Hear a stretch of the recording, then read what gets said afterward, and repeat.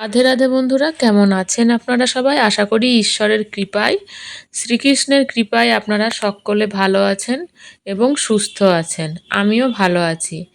এটা একটা শ্রাবণ মাসের সোমবারের ভিডিও, যেটা শেয়ার করছি। অনেক কদিন হয়ে গেল, মানে সোমবারের ভিডিও। এক্তেশ্বর নাথের মাথায় জল ঢালতে গিয়েছিলাম। আর সেদিন কিভাবে গেলাম, জল ঢাললাম, সবটাই আপনাদেরকে শেয়ার করব। তার সাথে আমি শ্রীমদ্ ভগবদ্ গীতা থেকে কিছু পাঠ করে শোনাবো। ওং তৎসৎ। শ্রীমদ্ ভগবদ্ গীতা প্রথম অধ্যায়, অর্জুন বিষাদ যোগ। ধৃতরাষ্ট্র বলিলেন, হে সঞ্জয়, দুর্যোধনাদি মম পুত্রগণ এবং যুধিষ্ঠিরাদি পাণ্ডব পুত্রগণ ধর্মক্ষেত্র কুরুক্ষেত্রে যুদ্ধের জন্য সমবেত হইয়া কি করিল? সঞ্জয় বলিলেন, হে রাজন, তখন পাণ্ডব সৈন্যগণকে বুদ্ধ দ্বারা সজ্জিত দেখিয়া রাজা দুর্যোধন গুরু আচার্যের নিকট গিয়া কহিলেন, হে আচার্য, আপনার বুদ্ধিমান শিষ্য দ্রুপদপুত্রের সহিত পাণ্ডবদের এই বিরাট সেনাদল দেখুন। এই সেনাদলে ভীম ও অর্জুনের ন্যায় ধনুর্ধর বীরেরা আছেন। মহারাজ সাত্যকী বিরাট এবং মহাবীর দ্রুপদ, ধৃষ্টকেতু চেকিতান, মহাবীর্যশালী কাশীরাজ পুরুজিৎ, কুন্তিভোজ নরশ্রেষ্ঠ, শৈব পরাক্রান্ত, যুধামুন্ন বীর্যমান, উত্তমৌজা, সুভদ্রানন্দন অভিমন্যু এবং দ্রৌপদীর পঞ্চপুত্র, এই সকল মহারথীরা বর্তমান।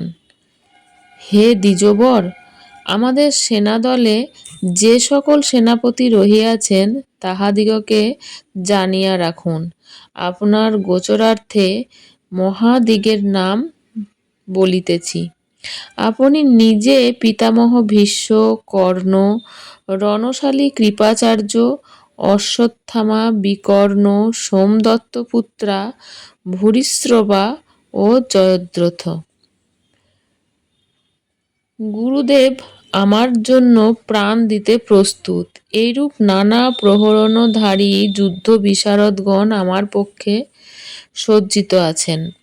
তাহারা সকলেই রণবিদ্যায় বিশারদ, কিন্তু তথাপি আমাদের সেনানায়ক ভীষ্মের সৈন্যদল শত্রুর সঙ্গে যুদ্ধ করিতে পারিবে না বলিয়া মনে হইতেছে।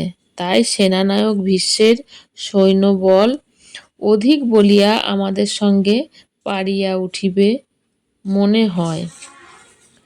আমি বলি, আপনারা নিজ নিজ ভাগ মতো যুদ্ধক্ষেত্রে থাকিয়া পিতামহ ভীষ্মকে সাহায্য করুন।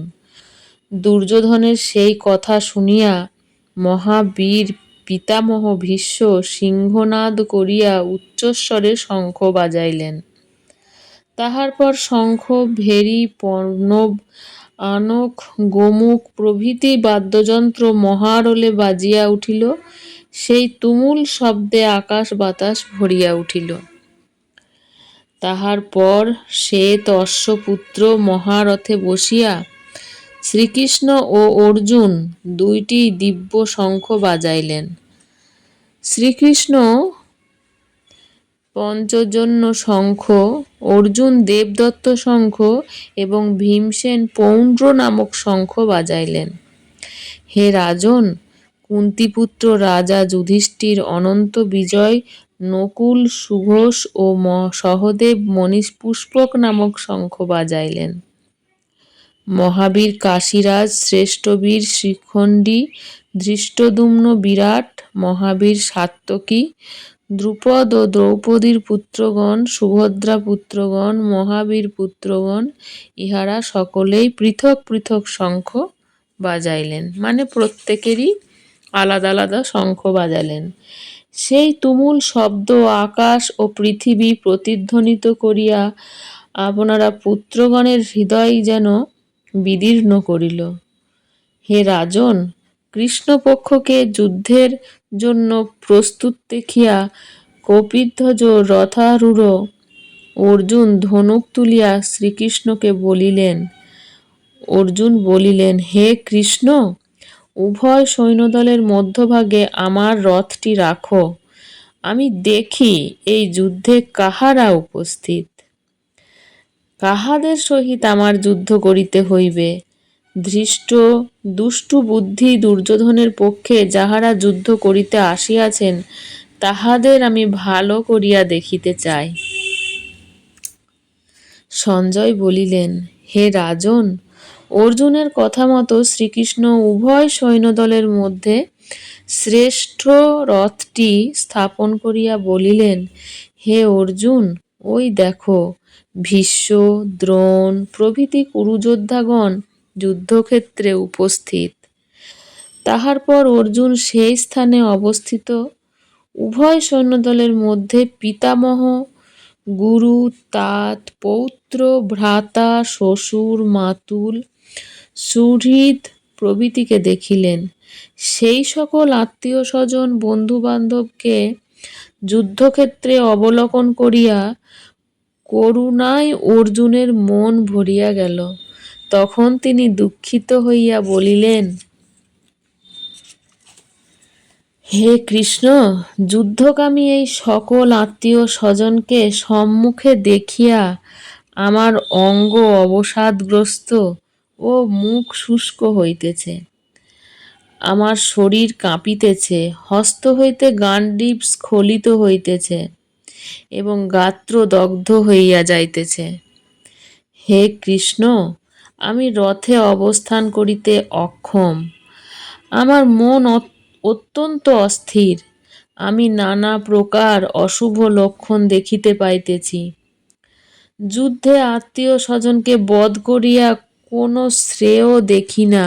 হে কৃষ্ণ, জয় চাহি না, রাজ্য চাহি না, সুখ ভোগও চাহি না।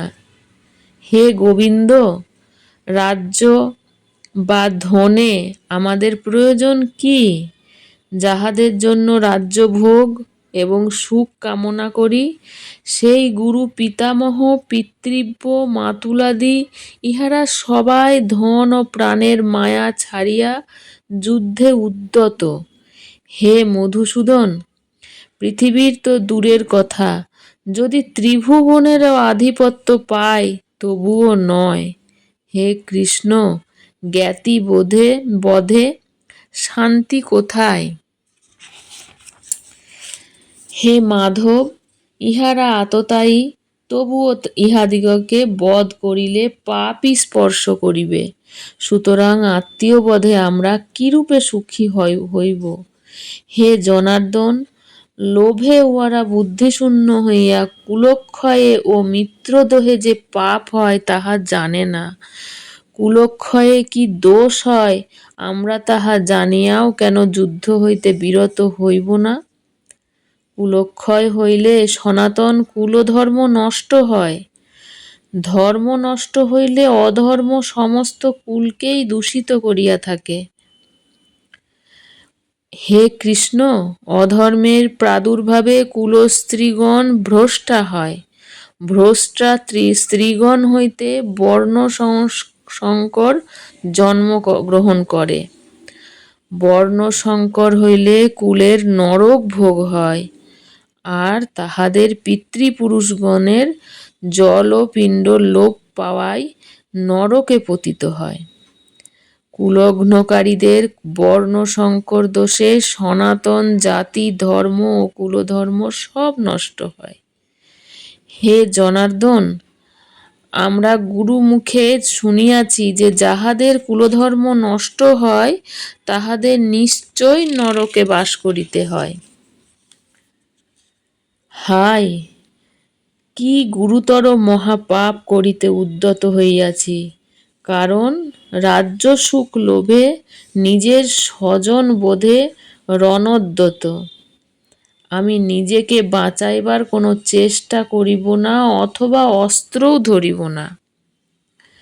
আমাকে এই অবস্থায় দুর্যোধনাদি কৌরবগণ যদি বধ করে, তাহাও আমার পক্ষে মঙ্গল।